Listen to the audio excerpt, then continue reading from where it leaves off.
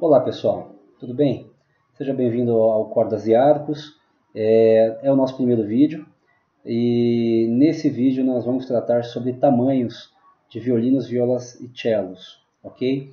Bom, esperamos que você se inscreva no nosso canal, é muito bem-vindo, contamos com a sua inscrição e esperamos que o nosso vídeo, o nosso conteúdo possa atrair o seu like. Então não vou pedir que você clique no like, espero que você goste do vídeo, que a gente consiga chamar a sua atenção e que com isso nós possamos conquistar o seu like ao final desse vídeo, tá bom? Bom, e da mesma forma, se você gostar do vídeo, esperamos que você possa compartilhar com seus amigos, músicos, professor, enfim, para nos ajudar nessa divulgação, ok? Bom, pessoal, vamos começar dizendo a respeito de tamanhos o seguinte: não há nenhum padrão rigoroso por parte da indústria, ok? Os luthiers ou indústria de instrumentos não seguem um padrão, vamos dizer, nacional. A BNT, por exemplo, tá? Não tem uma norma definida para violinos, violoncelos ou violas, ok? Assim como no mundo não há um padrão rigoroso, tá joia? Existem associações e é possível que essas associações busquem uma maneira de conseguir ajustar algum padrão, mas não há nenhuma norma técnica que deve ser seguida rigorosamente. O que ajuda a definir o tamanho de instrumentos? As escolas antigas, as escolas clássicas, né? Melhor do que escola antiga, como Amatis, Guarnerius, Stradivarius, Kepner, no caso de cellos, enfim, essas Villaume, Hofner, enfim, essas escolas ajudam a definir os padrões seguidos, que são muitas vezes seguidos pelos luthiers ou até mesmo pelas indústrias, ok? Mas é diferente, e aí é importante ser dito, existem violinos que são cópias desses modelos, e aí é uma questão de rigor, inclusive, de quem compra. A pessoa que compra o instrumento deve observar isso. Se você está comprando uma cópia de Stradivarius, é importante perceber pelas medidas, que nós também publicaremos com o tempo no nosso blog. Nós temos um canal, um perfil, perdão, no Instagram, que você pode acompanhar, já publicamos alguns padrões ali, de Guarnerius, de Stradivarius, assim como de alguns cellos, enfim, e buscaremos sempre fazer isso. Então, quem compra deve buscar esse rigor, tá?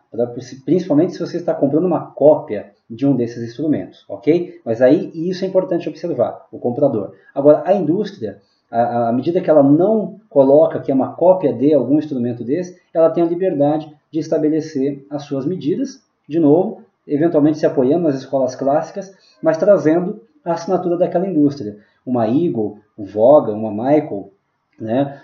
E outros luthiers industriais, o Nilson no Brasil, a Rollin, enfim, podem estabelecer os seus padrões, o seu design, ok? De acordo com o que os seus estudos indicam, atender a sua sonoridade, aquele padrão que aquela indústria quer alcançar, tá certo?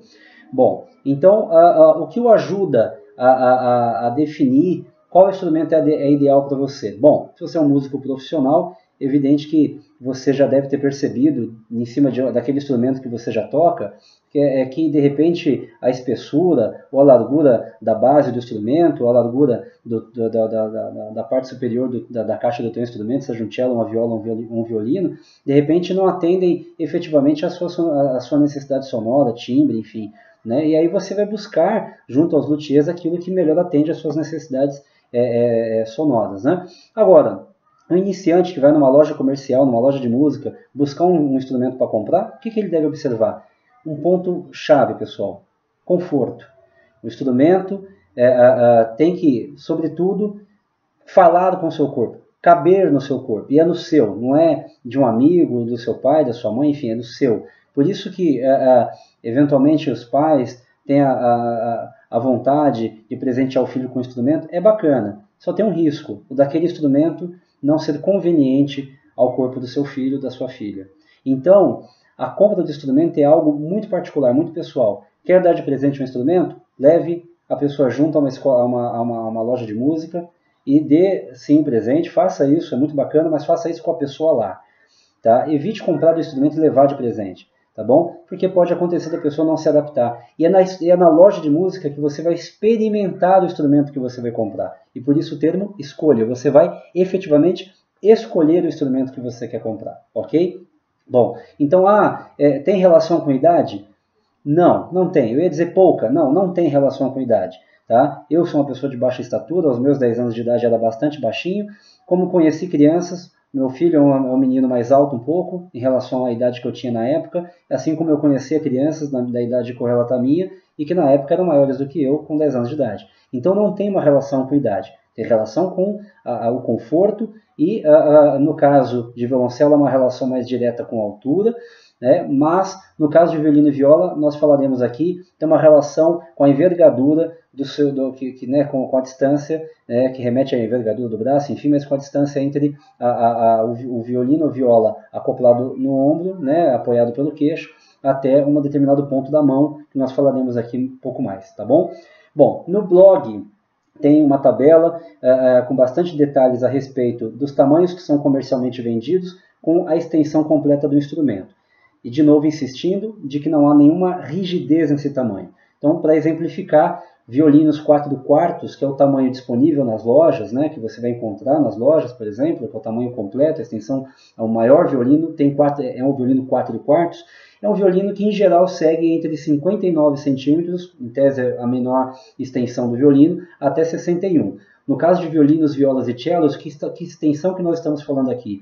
A caixa do instrumento, né, aquele desenho do instrumento, e braço até a voluta. Então, toda a extensão do instrumento, ok? Entre 59 e 61.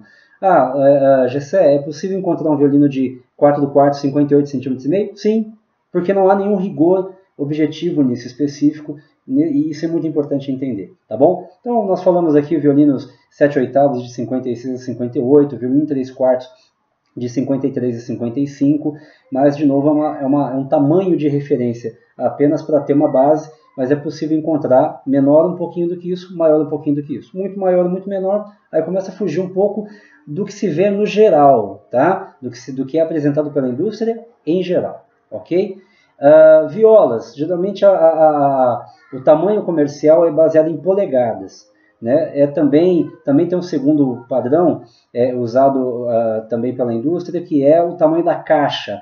Então não é incomum encontrar oferta de viola 42 ou viola 39, 41. O que é isso? É o tamanho da caixa, só aquele desenho da viola, tá bom? Então aquela caixa ali do instrumento serve de tamanho de referência para a viola também, tá? No nosso blog nós falamos dos tamanhos em polegadas. Então a maior viola seria de 17 polegadas e meio, que vai entre, de novo, uma média, fica entre 69 e 71.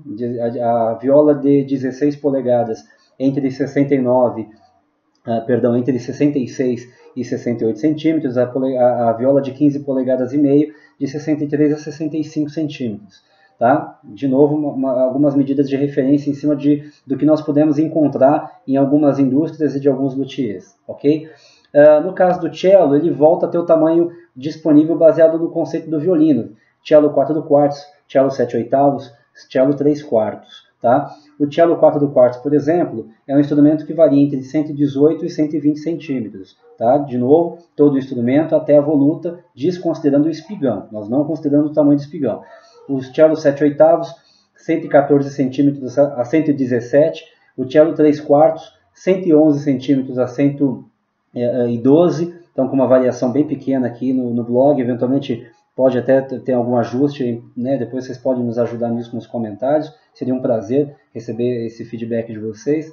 E assim por diante, tá bom? Para não nos alongarmos, está no blog, acessem cordasarcos.blogspot.com, vai estar na descrição. Fiquem à vontade, comentem no blog também, tá? Então essas medidas, pessoal, são algumas ideias de referência.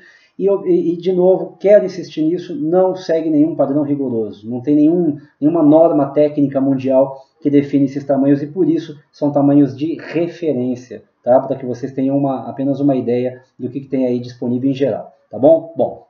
Bom, legal, sei desse tamanho, já sei, eu vou fazer o quê? Vou pegar uma fita métrica e vou medir? Não necessariamente, você não precisa, você pode, mas não precisa, tá? Como é que você pode medir, então, qual que é o violino, viola ou cello ideal para você, tá? Bom, nem estou aqui com o meu violino, mas não precisa, o blog também mostra essa extensão com base numa imagenzinha, tá? Mas eu vou fazer aqui muito rapidinho para vocês observarem. O violino, tá? Ele deve ficar até essa parte do pulso. Então, com o aluno com o braço esticado, nessa hora ele vai estar realmente fazendo com o braço... Ah, mas ele vai tocar assim? Não, não. É porque o violino inteiro tem que caber entre o ombro, né, essa região aqui do queixo, essa região aqui, e a voluta dele tem que acabar aqui nessa região. É claro que se couber com você fazendo o braço assim, é bom, mas tem que ver se não está exagerado, que é o que vai acontecer, principalmente no caso de violinos muito pequenos. É a hora que você vai começar a perceber isso.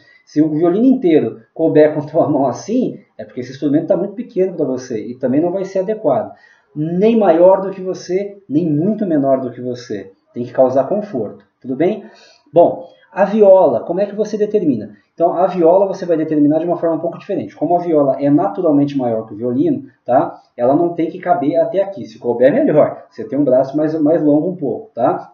Mas, no caso da viola, você vai medir com base na palma da mão, na ponta dos dedos. Então, a viola tem que acabar aqui, nessa região, ok? Na ponta dos dedos, tá? Não tem que acabar aqui no pulso, tá joia? Então, você vai estender a mão da mesma maneira e toda a extensão da viola tem que acabar até aqui. Pode passar? Não. Isso é importante. Não pode. Ah, Gessé, mas você falou que não tem padrão rigoroso. Para conforto tem. Você tem que conseguir ter o instrumento adequado para o seu corpo, tá bom? Então, violino até aqui, viola até a ponta dos dedos, tá joia? Então, no caso do cello, o ideal, tá, é que a cravelha, né, e o ajuste do espigão, ele influencia nessa questão do tamanho do cello. Então, o violoncelo é mais sensível, tá?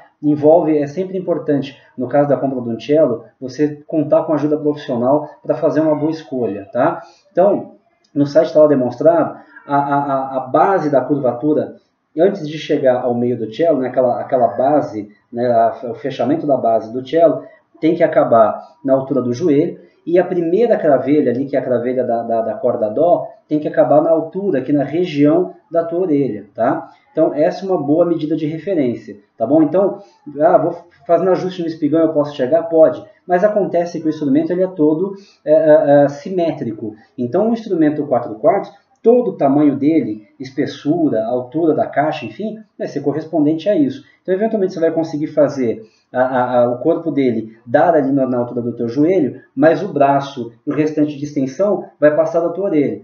Né? E aí você vai tentar ajustar no espigão, só que ele vai baixar do teu joelho, vai dar aqui na altura da orelha, mas vai ficar machucando a tua perna. Então essa simetria é importante ser observada. A mensagem final é a seguinte: compre um instrumento que cause conforto para você.